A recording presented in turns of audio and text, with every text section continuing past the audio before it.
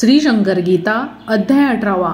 महाराजांच्या पूजेचा थाट केला, गुलाबपुष्पांचा हार घातला, उदबत्त्यांचा घमघमाट सुटला, आरती केली डौलात, साष्टांग केला नमस्कार, मस्तक ठेवले चरणावर. महाराजांनी हात डोक्यावर फिरवून कवटाळले मज. घट्ट धरले महाराजांनी मम मस्तक त्यांच्या हृदया भिडूनी. शरीर मम गेले मोहरुणी, आनंद लाटा उसळल्या.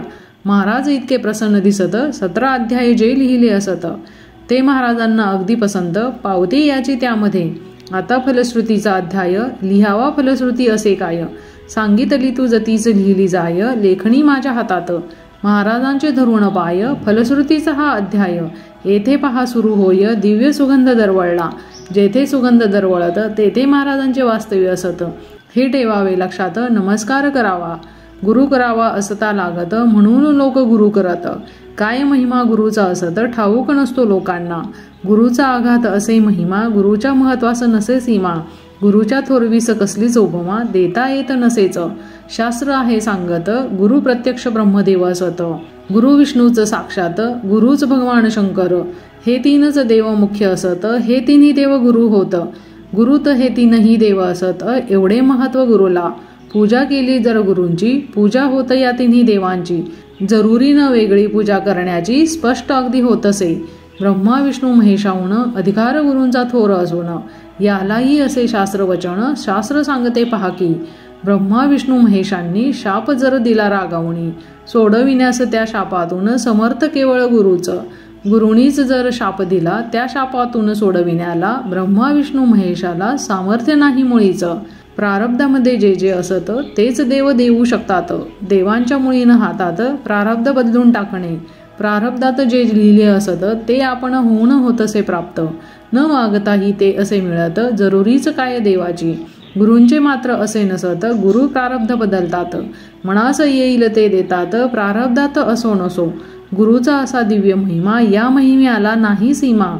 गुरु देणे कसली उपमा, कालत्रयी शक्य ना. गुरु म्हणजे गुरुच तर त्रैलोक्याचा आधार.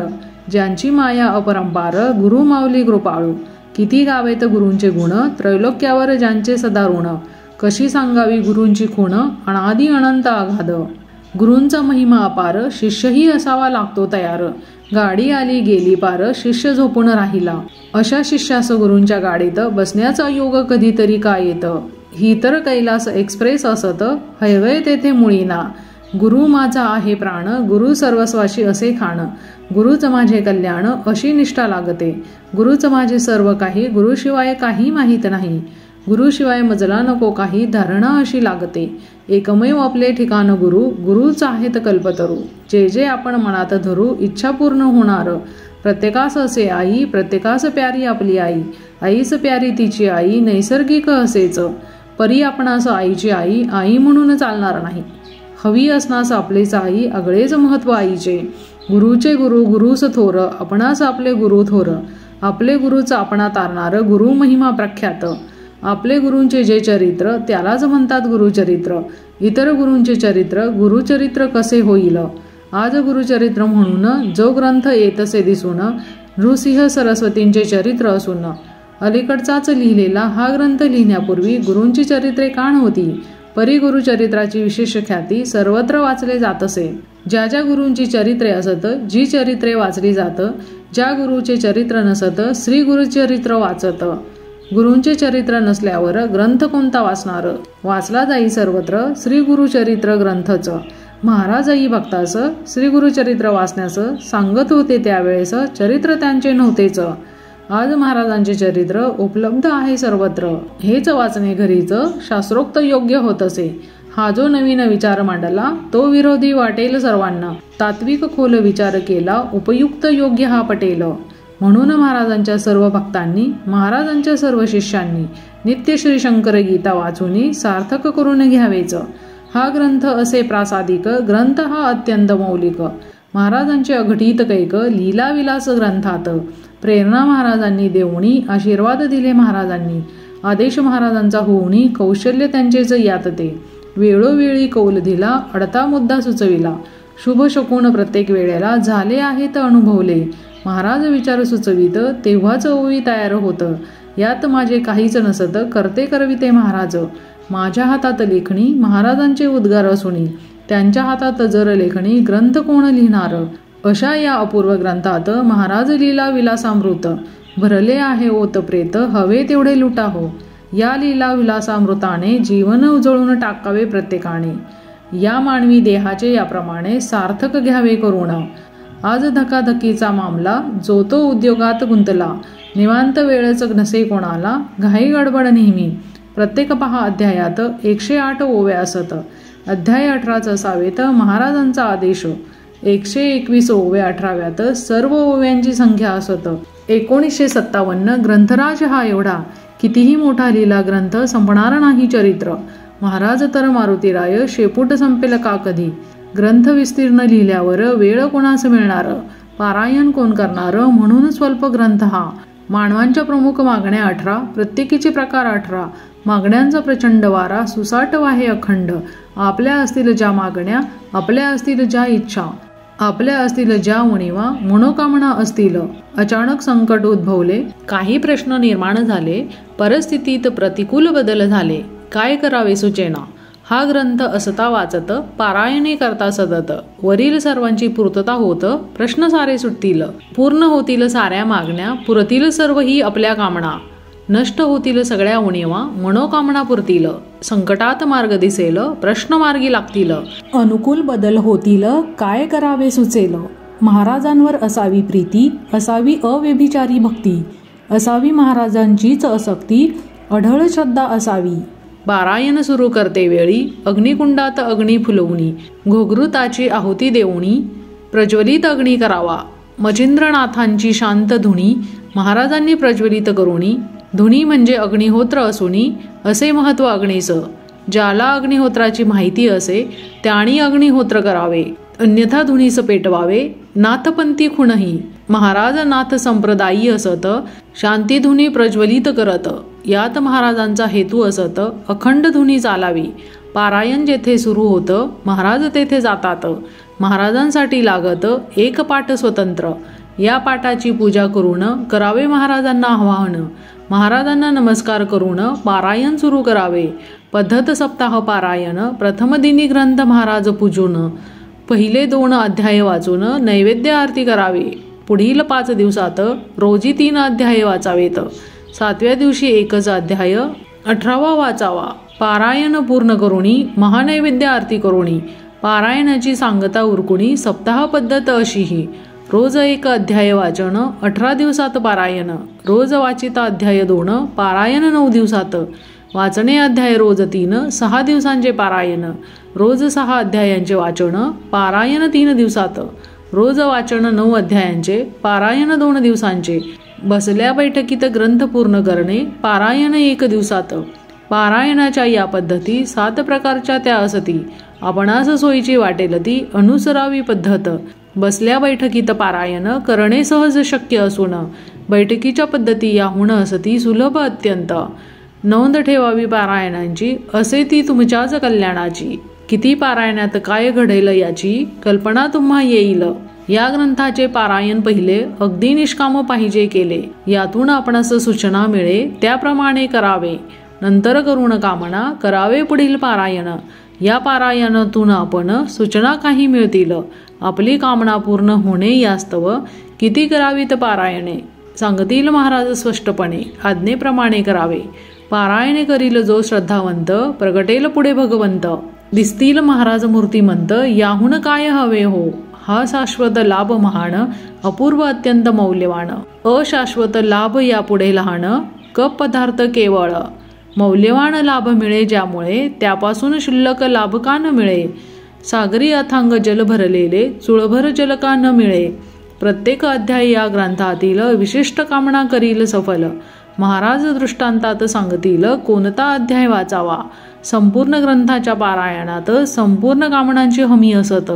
ग्रंथांचे वैशिष्ट्य असत सकल कामनापूर्ती हे.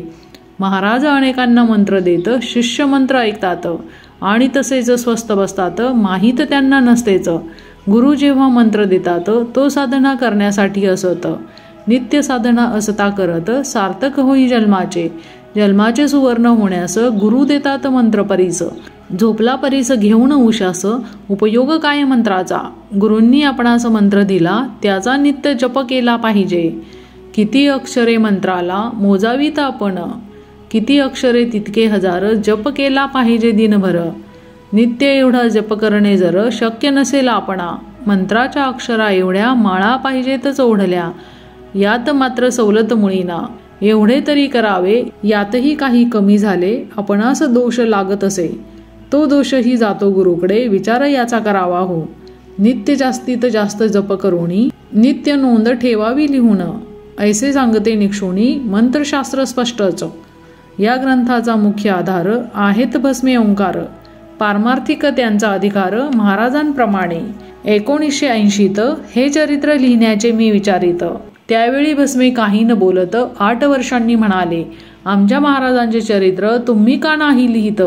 मी विचारले तुम्हा हसत, 8 वर्षापूर्वी हे, तेव्हा महाराजांचा आदेश नसत, आज महाराजांचा आदेश असत. ग्रंथ लिहिण्याचे निश्चित होतं. पुण्यास गेलो दोघेही, दर्शन घेतले समाधीचे, निवेदन केले ग्रंथाचे. आशीर्वाद घेऊन महाराजांचे अनेकांना भेटलो. ज्या गावात महाराजांचे भक्त जाऊन त्या गावात माहिती अनुभव मिळवीत अगदी सर्वांस भेटलो. भस्मे लहानपणापासून महाराजांच्या संगतीत असून केली अपार सेवा मनापासून. भक्त एकनिष्ठते 20 वर्षापासून भस्मेंचा माझा परिचय असून महाराजांसंबंधी मधून मधून माहिती सांगत होते ते. नुसते महाराजांचे नाव काढता भस्मे गहिवरून येतात. ऐकता एवढी महाराजांशी एकरूपता त्यांची आहे झालेली. विविध पुस्तके मजसी देणे, विविध माहिती सांगणे, अनेकांना भेटवून आणणे, तळमळ त्यांना अत्यंत. प्रत्येक अध्याय होता लिहून त्यांना दाखवितो मी वाचून. भस्मे जातात आनंदून, संतुष्ट अत्यंत होतात. प्रत्यक्ष महाराज संतुष्ट होता, त्यातूनही पावती मज मिळत.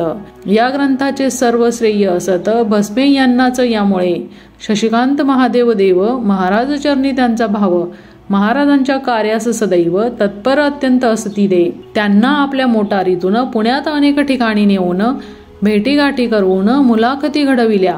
पुण्याहून अनेक गावातून आम्हास ठिकठिकाणी नेऊन माहिती मिळावी म्हणून देव सहकार्य असे हे.